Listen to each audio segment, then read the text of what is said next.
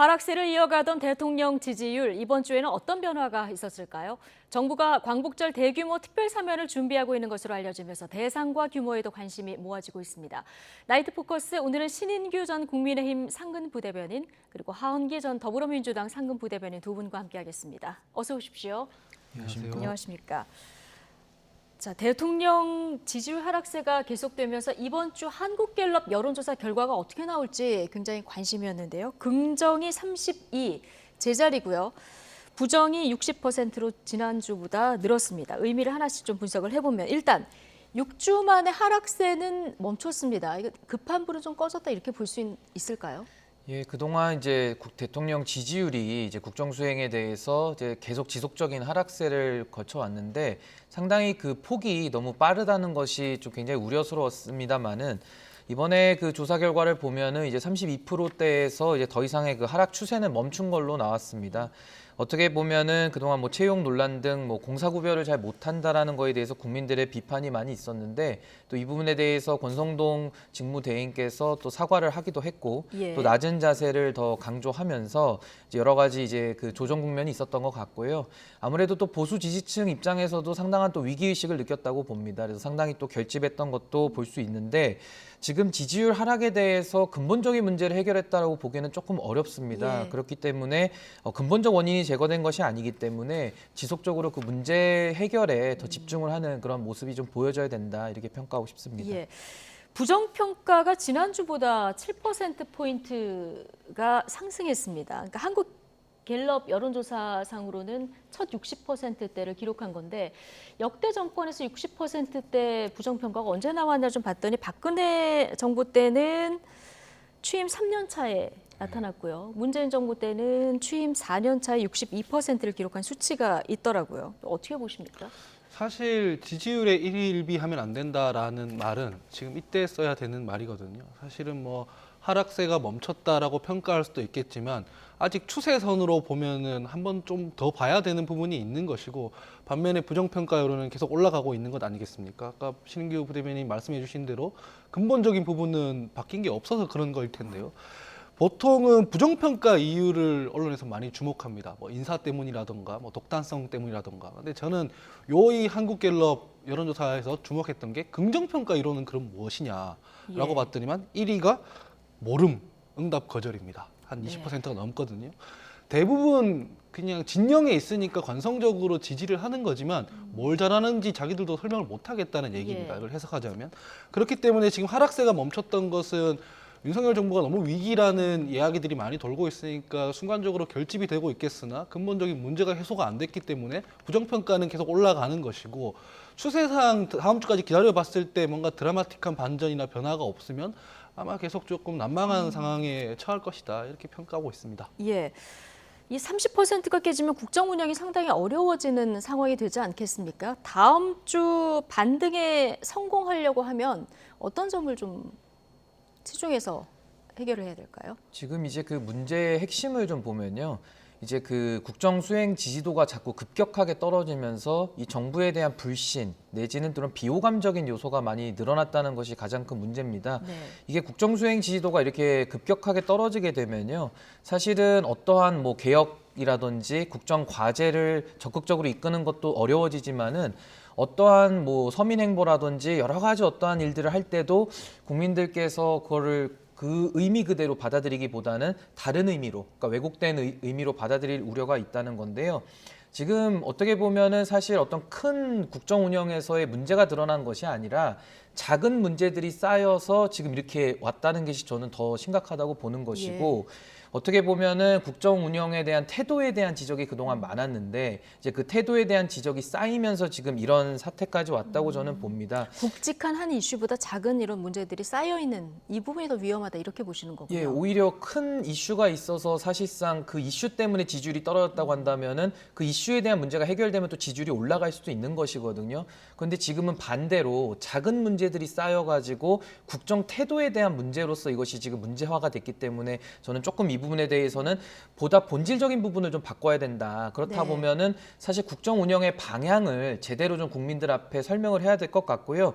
무엇보다도 지금 대통령실의 정무 기능이 제대로 돌아가고 있느냐라는 의문이 많습니다. 그래서 그런 정무 기능에 대해서는 대폭적인 좀 인적 쇄신이 있어야 되지 않느냐. 예. 저는 이렇게 봅니다. 네, 인적 쇄신 얘기해 주셨는데요. 그 참모진 책임론도 좀 많아지는 상황입니다. 교체 필요하다고 보십니까? 저는 이런 상황이라면은 처음부터 끝까지 한번 갈아볼 필요가 있다고 생각합니다. 왜냐하면은 지금 부정평가 1위로 나오는 게 이유로 1위로 나오는 게 인사입니다. 결국 인사인데 그 인사라는 건 장관만 포함되는 게 아니라 대통령실에 있는 참모들의 역할, 이를테면 홍보 공보 라인이 망가졌기 때문에 뭐 대통령이 빈 모니터, 빈 서류를 검토하는 장면이 나와서 대통령을 약간 우스꽝스럽게 만든다거나 네. 이를테면은 지금 있는 그 3급부터 9급까지 나오고 있는 인사의 채용 문제라든가 이런 부분들에 대해서는 결국 관리자급들이 제대로 못했기 때문인 거거든요. 이런 부분들에 대해서 국민들의 질타와 비판과 평가를 제대로 듣는다는 걸 보여주는 차원에서라도 다시 한번 처음부터 제로 베이스에서 점검해 보겠다 하는 것도 나쁘지 않아 보입니다. 이제 겨우 2달 됐기 때문에 예. 그걸 계속 끌고 가는 거가 관성에 의해서 끌고 가는 게 되는 거거든요. 근데 수정할 건 빨리 수정하는 게 좋습니다. 예, 2달 됐지만 수정할 것은 빨리 수정하는 게 좋겠다. 자, 어디서 좀 많이 빠졌나 세부적으로 봤더니요. 지역별로 이제 핵심 지지 기반이죠. 대구, 경북을 보면 여기가 핵심 지지 기반인데 긍정이 45, 부정이 50%로 데드크로스가 나타나서 이 점이 조금 눈에 띄고요. 또 하나는 연령대로 봤을 때 2030 세대 부정평가가 지금 저희가 수치로 옆에 표시를 했습니다마는 18세에서 29세까지는 12%포인트, 그리고 지금 30대가 18%, 지금 20대, 그러니까 30대가 18%포인트가 올라가서 부정평가가 굉장히 늘어났거든요. 이거 이준석 대표 징계, 그리고 그 이후에 국민의힘 당내의 내홍 영향이 크다고 봐야겠죠. 당연히 그 영향이 굉장히 컸을 겁니다. 지금 국민의힘이 사실상 이번 대선에서도 승리할 수 있었던 이유 중에 하나가 소위 말하는 세대 결합론이라고 해서 2030 세대의 표가 더해졌기 때문에 이길 수 있었거든요. 근데 지금 그 표에서도 보시다시피 2030의 지지가 상당히 많이 빠진 걸로 지금 드러나고 있고요. 더 우려스러운 것은 지지 기반이라고 할 수 있는 TK 쪽에서도 지금 이제 반대 여론이 더 높아졌다라는 것이 굉장히 좀 우려스러운 지점인 것입니다. 어떻게 보면은 이준석 대표의 징계에 대해서는 뭐 그동안도 윤리위가 너무 무리한 징계를 했다라는 것이 지속적으로 문제가 제기되어 왔는데요. 이 부분이 단지 이준석 대표의 당무 정지라는 그 부분에만 문제가 있는 것이 아니라 그동안 보수가 국민 여러분들 앞에 보수의 미래, 혁신, 변화라는 것을 그 젊은 당대표의 그 패기와 그 돌진적인 모습을 통해서 그동안 보여줬던 것인데 어떻게 보면은 윤리위의 그런 행태를 통해서 사실상 이제 토사구팽 프레임에 이건 갇힐 수밖에 없게 된 것이거든요. 그러다 보니까는 이제 국민의힘에 대해서 기대를 접게 되면서 이제 과거에 이제 보수에 대해서 많은 불신을 갖고 있던 인물들이 이제 전면에 나서게 되면서부터는 이제 보수에 대한 지지도에 대한 매력도가 떨어진 것입니다. 그렇기 때문에 이 부분에 대해서 지금 또 당 지지율은 떨어지고 있는데 또 이준석 대표 개인에 대한 또 지지율은 또 오르고 있거든요. 그러니까 이런 부분들을 복합적으로 본다면은 윤리위원회가 얼마나 잘못된 징계를 해서 당에다가 피해를 입혔는지가 아주 극명하게 드러낸다 네. 이렇게 평가하겠습니다. 근데 여당이 대통령 지지율에 도움을 좀 줘야 되는데 이 내홍이 오히려 좀 악영향을 끼치는 상황인데요. 지금 말씀하셨지만 이런 가운데서 차기 당대표 적합도 조사를 해봤더니 이준석 대표가 또 1위로 나와서 이 여론은 어떻게 읽어야 될까요? 저는 이게 좀 상징적인 네. 부분인데요. 그냥 이준석이라는 인물이 문제가 아니라 지금 정부와 여당에서 나오는 메시지들을 쭉 늘어놓고 평가를 해보면 냉전 보수로 다시 돌아가고 있다는 느낌을 많이 받습니다. 그러니까 자유한국당 시절이죠. 예. 이를테면은 지금 여당과 정부에서 힘을 주고 있는 이슈들이 뭐 있냐면 메시지로는 전 정권 탓, 그다음에 이슈로는 뭐 북송, 강제 북송이나 뭐 서해 공무원 피살 사건 같은 그런 것에 많이 집중하고 있습니다. 사실은 그것도 여야가 이미 합의를 해서 결론을 내놓았는데 그걸 뒤집어서 지금 문제 제기를 함으로써 이 시린기 부대변인 같은 분들도 지금 방송에서 물으니까 결국 정부 여당의 입장을 얘기를 해야 되는 거거든요. 그럼 그 이슈가 너무 커져요. 하지만은 사실상 이준석 대표가 국민의힘 지지 지지를 받았던 것 혹은 새로운 지지층을 유인해냈던 것은 시대 변화에 따라서 달라진 현실에 대한 이야기들을 했기 때문입니다. 뭐 젠더 이슈라든가 예. 아니면 뭐 외교 영역이라든가. 근데 그런 것들이 다 소멸하고 다시 과거로 돌아가고 있는 상황이거든요. 그렇기 때문에 지지율이 떨어지고 있는 것이고 윤석 대표 개인의 지지라기보다는 다시 보수 정당이 자유한국당으로 돌아갈 거라는 공포 혹은 네. 지금 어떤 그 그리움 이런 것들이 복합적으로 나오면서 지지율에 뭐 영향을 좀 주고 있는 게 아닌가 그렇게 예. 해석하고 있습니다. 겨우겨우 쇄신해서 지금 정권을 되찾았는데 다시 과거를 회귀하고 있다. 이런 두려움이 좀 자리하고 있다는 분석이신데 동의하십니까? 저는 하 대변인님 말씀에 저는 전적으로 동의하고요. 사실 보수에 대해서 국민들이 기대를 가진 게 불과 1, 2년밖에 안 됩니다. 과거 박근혜 대통령 그 탄핵 이후에 보수는 끊임없이 반성하지 않고 국민과 다투는 모습만 보여줬었거든요.